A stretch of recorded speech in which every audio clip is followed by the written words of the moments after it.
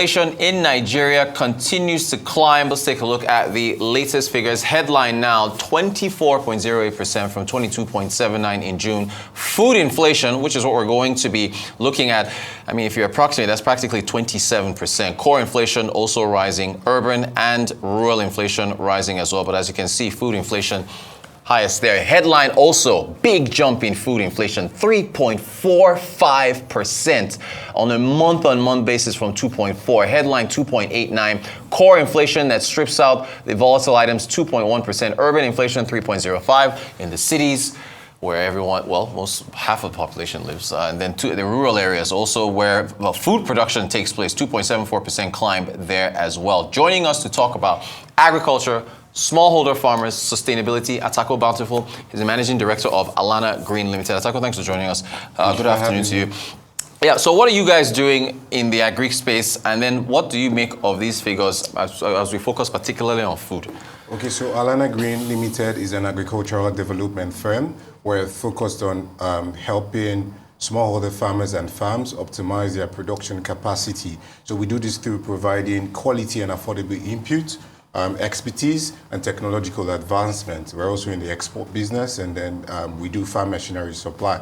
So inflation, we see that there's been a hike in fuel prices, and this has greatly affected the prices of food.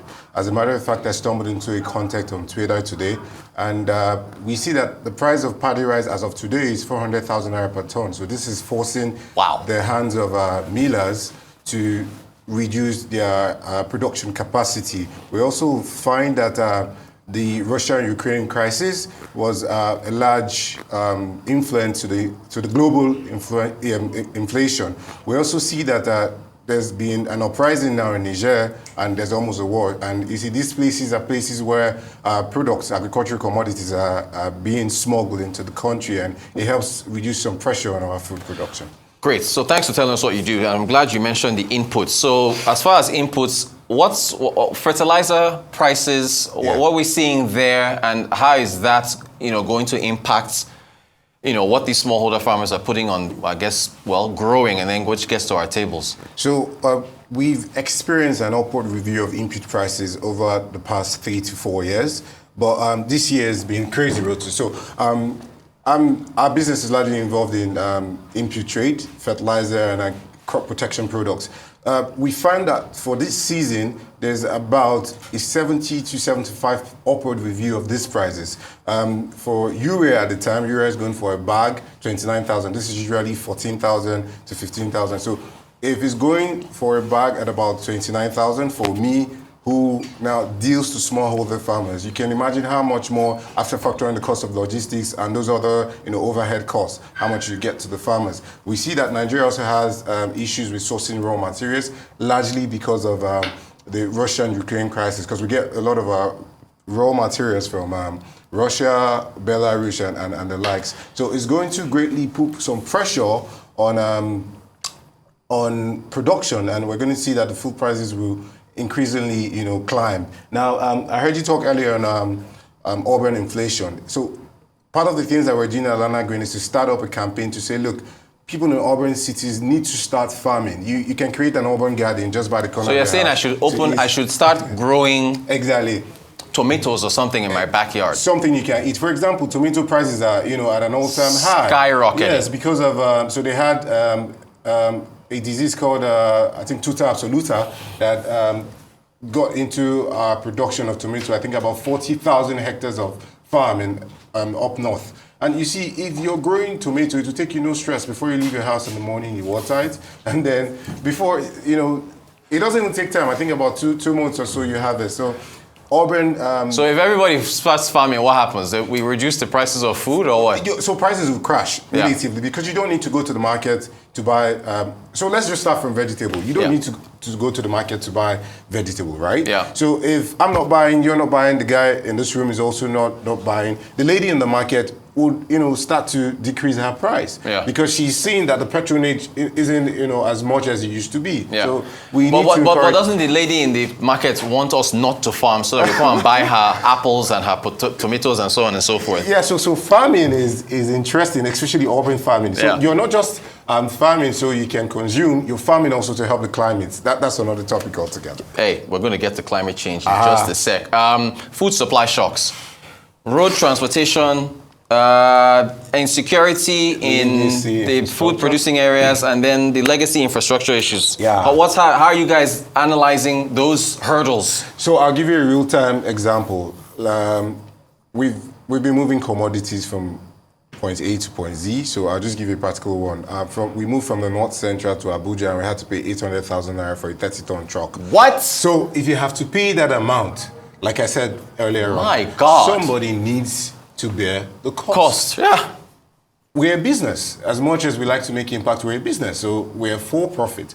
Now, when you pay as high as that, some way or the other, it will reflect on food prices. And then it will get to the processors at a certain price. Yeah. They also have to put their margin to run their business. And then the end users, who are the consumers, get to, bear the brunt. Also, we see that. Have you mentioned fuel subsidies yet and the removal? So I was going to get to that. Okay. I spoke about scarcity. Yeah. So we see that with the way things are going, we need our economic policy people to put in measures to see that there's not just the economy is better managed. So that these costs will come down. Because with the removal of the fuel subsidy, you can imagine, what prices are doing. Now we hear, although I saw a disclaimer by NNPC that they don't plan on increasing fuel prices. Yeah. But we hear that the prices will shoot anyway. Right. And some way or the other, some listeners will say, okay, but trucks are run on diesel. Yeah. But how about the person who goes to the market to move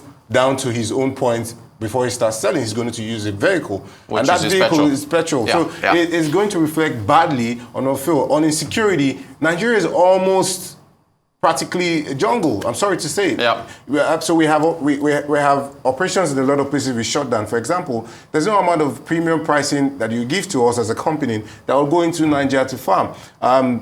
I mean that with all respect to the Niger people, but we see that that those parts of the country and a bit up north is totally out of control. Yeah. So when farmers can't go in to produce, mind you, smallholder farmers who are over 30 million people in this country, they are the people driving our food production. It's not what the large-scale farms like ours and other entities do. It's the smallholder farmers that do, majorly the work. So insecurity is a heavy challenge in our infrastructure. We've been calling out civil organizations, and I hope they're listening today. We've been calling out them to say, look, we hear we hear you, we hear your concerns on expenses and all, because we have organizations not carrying out the jobs as they propose to do for the projects. But there are genuine companies who really want to do work. Now, we applaud your efforts in input supply, capacity building and training, but we need infrastructure, we need mechanization, we need people to learn the technical know-how to do what they need to do. So pretty much. I want to touch on that real quick. We've only got a couple minutes to go, and I got to get to climate change. Mechanized farming. These trucks, these machines are expensive. Training and expense. How do we get past that for smallholder farmers? So it's really simple. We need to call on government. Government is there to better the life of the people, right? Yeah. So if government can leverage on their position and then call on civil society to partner and get this thing subsidized, it will work for us. Now, we can go two ways with this. You can completely subsidize, or you can start up a scheme where farmers pay as they go. So as they grow, as they upscale, they pay you per use. And then in time, it's going to take some time, but eventually, with effective management, it will be run correctly. I need to start asking a different question. Can we build these machines here? I'm not asking about importing these machines anymore. So starting from today, I'm done. Can we build these machines here? Can we build have you seen the skills? Do we have the skills to build them here? So a quick one.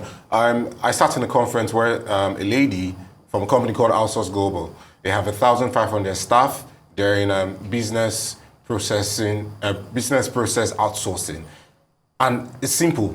Nigerians do not lack the skill set. Yes, we have the skill set, and yes, we have the people who will build these machines. What we need investments in education. Yes. Yeah. Vocational education. We need investment in capacity building and training. Because when these companies come into Nigeria, we just give them an easy way out. They come, they sell, they dump, and they leave. Go. Yeah. You come, you institute a pattern where if you need to come in as a value or a service company, you just don't supply, you be there, you train people and get locals to run this thing. So yes, we can build these machines, we need to build these machines. All right, finally, climate change. Quickly, the floods, the desert, all these things. What do you see from your vantage point in the space? What's the climate change alarm here? Is it real? So last year, our company, Alana Green Limited, was affected by the flood, the effects of the flood. So we're moving commodities from, I think, Kano to Lagos, and we got stuck along the Niger Bida Way because of the flood. Now, the sad thing is, the reports say there's going to be another flooding this year. Yeah. It's sad, but there's hope for the farmers. Yeah. Now, what smallholders farmers can do moving forward is there's something called Area Yield Index Insurance. It's for farm. Now, large farms and smallholder farmers can leverage on these opportunities. Also, insurance brokers, there's an opportunity here in the sector. What they can do is to find a model that is both suitable for them as an organization, for profit, and then the farmers, to come up with a model where maybe they can have clusters of farmers come together to get insurance plans for their farms. Yeah. Now, climate change is a sensitive one. Some people say, oh, it's a Western scam and all of that, and I laugh. We can see that the change in rainfall patterns have been very inconsistent lately. I found that since I've been in Lagos, I've witnessed rain just once, and that was Thursday.